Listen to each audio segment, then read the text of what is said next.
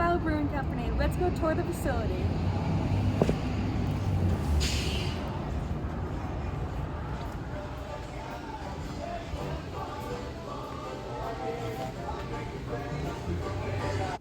So what we have here are salts, and the purpose of these salts is we're going to mix them with a purified water using reverse osmosis, and with these salt combinations we'll be able to mimic the London water profile. So the three salts that we have to mimic the profile are magnesium sulfate, calcium chloride, as well as a calcium sulfate. If you notice the big beads down here, the calcium chloride, it actually boils with water if it touches it instantly. These are the 5 particles typically used in making brewing. This one's used to make drywall. These 2 are used to melt snow. All right, so what we have here is all of our barley and wheat that's going to be used in making our beer today. We're going to be sending it through this mill. What's inside this mill is 2 rollers that are going to roll in an opposite direction.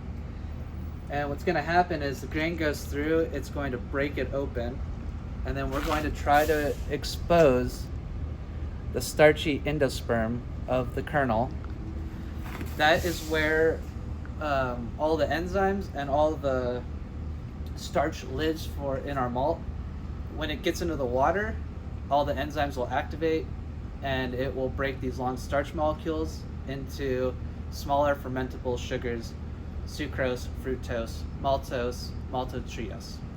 This is the water tun where the grain and water meet for the first time, and inside is a false bottom, and this is where the grain and husks filter through.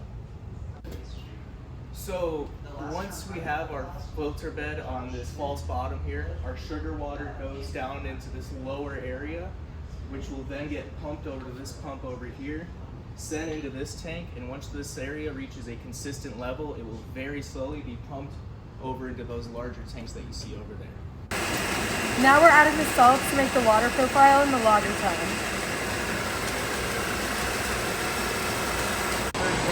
So here is the brewing sheet. We add up together all of the malts, that gives us 940. We multiply that by 3 because that's the ratio. And then we divide it by the weight of water, and that gives us how many gallons that we need for this machine. All right, so we've just finished our mashing, and what we need to do next is confirm that our mash is in the right temperature range so that we can get full conversion with our enzymes. We were shooting for anywhere between 150 and 152. So today we've landed at 151.1, and that'll do just fine for us today. This is the Vorloff. It's also known as the circulation phase, and it's where all the grain particulates that went through the false bottom are now being recirculated back to the top of the grain bed. Is that right? All right, right here we have a mixture of our mash. It's got grain and the liquid wort in there. And what we are looking at is the pH measurement. The pH will drop in the kettle. Right now it's a little high. That was for the enzyme conversion. So this reading is a quality check to make sure our enzymes are correct. We want it to be around 16 or above, and that it is. All right, so in the kettle, once we've gotten our kettle full of volume, we're going to boil for 90 minutes. During the boil, what's going to happen is water is going to evaporate off, increasing the concentration of sugars. At the end of 90 minutes, which is how long our boil is, we're going to pull a sample and determine how much gravity we have in our kettle. If it doesn't match our starting gravity, we will either need to add water to increase our volume by diluting our sugar, or we'll need to add sugar and increase our density of the wort. This is to make sure every beer is consistent from batch to batch to batch. The particular batch today we're working on should be 13.5 degrees Plato at the end. And so when we get done with our boil, we will take a measurement, and it'll be pretty high because we have 18 degrees Plato running in as our first runnings. We will have to add water to dilute the sugar concentration. So our kettle is now full at 13.5. It's yet to come to a boil, and now we're draining the lager tun. So this is the grain out process, and this this will be donated to local farmers for their cows. So out here we have our chiller. This thing operates much like an air conditioning unit. Instead of the coils for an air conditioning unit passing air through, we pass, the coil sits in glycol bath, and all that liquid is then pumped through the building, and it goes into the tanks, the jacketed walls, to help keep the tanks at their proper temperature. In other words, it regulates the temperature of the tanks. Here we are for our in the boiling process. We've just added our hops, our 90-minute addition. And what we're trying to do here with the boil is we are boiling our wort to sterilize it. So it has, there's low micro loads on it when we add our yeast culture. And then the other thing that we've done with this boil is with those hops, the alpha acids are going to isomerize. And that's what gives you the bitterness when you drink a beer. Hops themselves are not bitter until they are isomerized. We add the hops at the end of the boil so we don't isomerize the alpha particles. All right, so we just pulled our 15-minute wort sample. What we're looking at is very clear wort, and what's floating around in here is all the protein, and it's starting to coagulate together. And that's the whole, that's due to the lower pH. And when we do the whirlpool function next, this stuff will all stick together in one big solid clump. So right now we're testing the gravity of our sample, and it's sitting at 15.9, which is pretty good. So what we have in this beautiful bag here is called Whirlfloc. What this is it is a negative ion that is placed into our kettle, and what it does is it causes all of the positive ions within the kettle to coagulate together. So here we have a lager. This ferments at a colder temperature, and this produces a cleaner, crisper lager.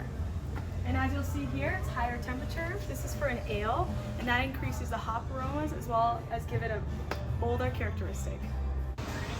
So what we're doing right now is we're oxygenating the wort, and what that'll do is promote yeast cell health, which will in turn promote sterols. So we have a CO2 here. We use between 10 to 12 psi. That helps fill this up, and when you know that this is filled up, which takes 5 to 7 minutes, the foam starts coming out of this tube right here, which is the CO2 tube. So after the filling process, in which the kegs are filled over there as seen prior, they're then moved into here for storage, in which they are ready to be shipped out. All right, so here we have our Cano canning machine. That is the name brand of it. It fills 16-ounce cans.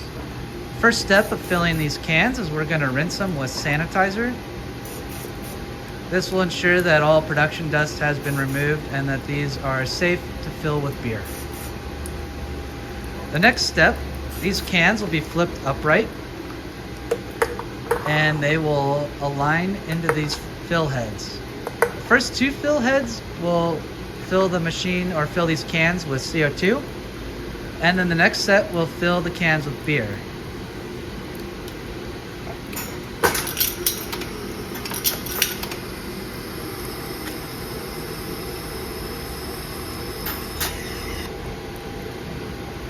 Those two will now slide through, collect a lid. We'll push down the lid. It'll go into the seamer. Both those knuckles will roll over and finish the seam. Those two cans will move down, and the next two will get purged with CO2, ready for a fill.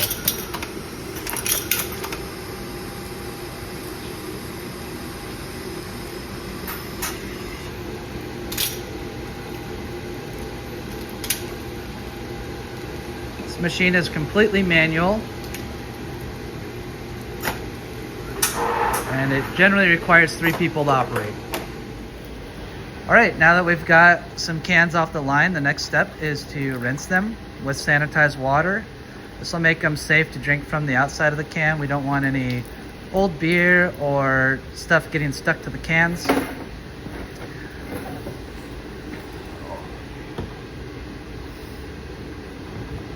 Next step is to dry the cans. All right, now for the next manual operation, we're going to apply a label so that we know what brand is in each can. These cans are all the same brand. That's the way the machine works. We got to run one brand at a time. Generally run about 8 to 12 cases right now.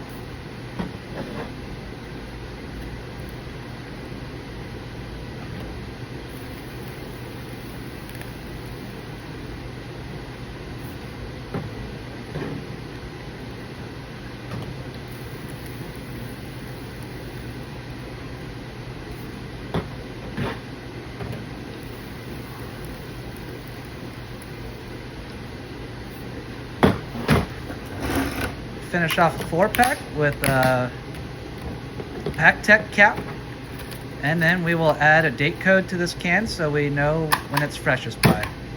These date codes for us signify when they were canned, and they're freshest up to 90 days. All right, here we are at 100 Mile Brewing Company. We're looking at another package type that we also fill. This is a 32-ounce crowler. The first step is to rinse it just like we do on the canning line. Then we will fill it with CO2, just like on the canning line. That's what the first faucet is for. We'll fill for roughly about 8 to 10 seconds. Kind of the bartender's feel on this one. And we'll hold it just like we would a pint glass. Start filling it.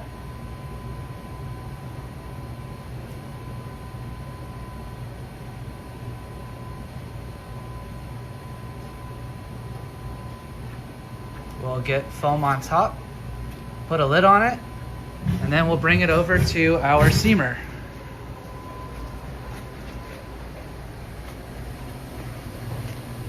Grab you from this end.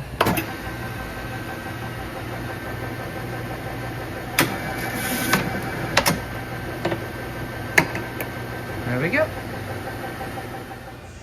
Cheers. Cheers.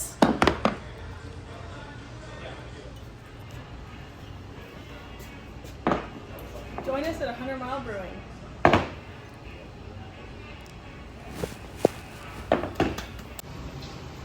Oh, plague and this and that. Creates a filter bed of all of the husk material. L-U-T-E-R-T-U-N. In brewing, we'll see a lot.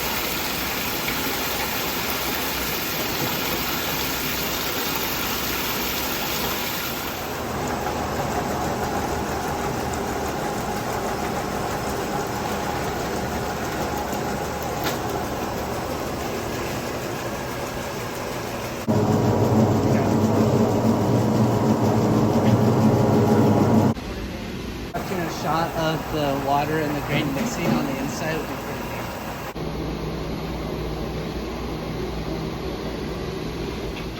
So we're testing the pH. Yeah, we want to be between 5.2 and 5.4. 5.4. 5.2 to 5.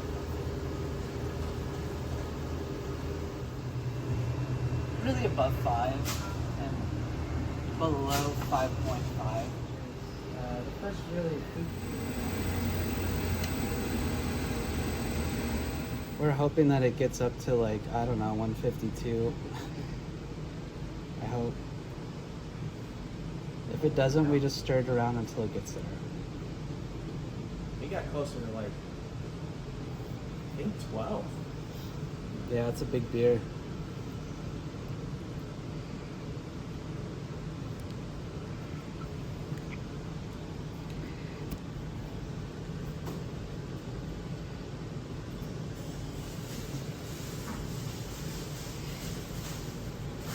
So it makes... Which one do you want to start with?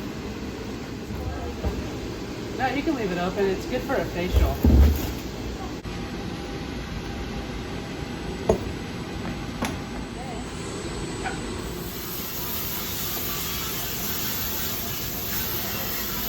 Editing this is going to be so annoying. Such a low quality. Oh, there we go. Really good. But it's done up in like alpine. Lay down.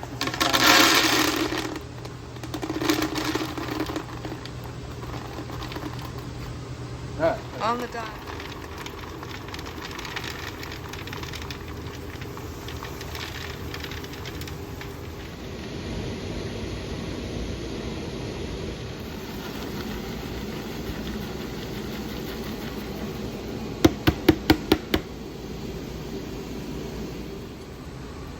shines a light through the wort, and based on how the water, so 18.4 is what we got. Make sure it's consistent.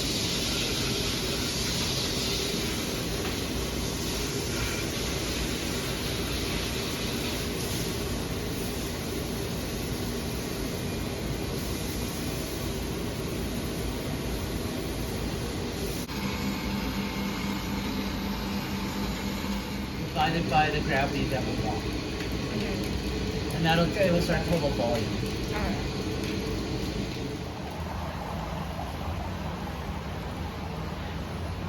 So now that we got wort going to the floor,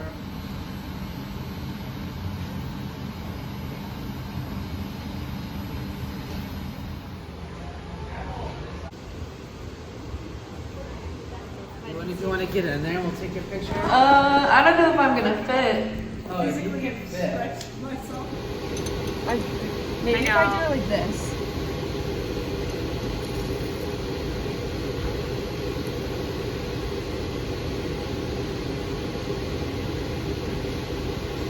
Do a little like, woo. Sure. Because a lot of beer studies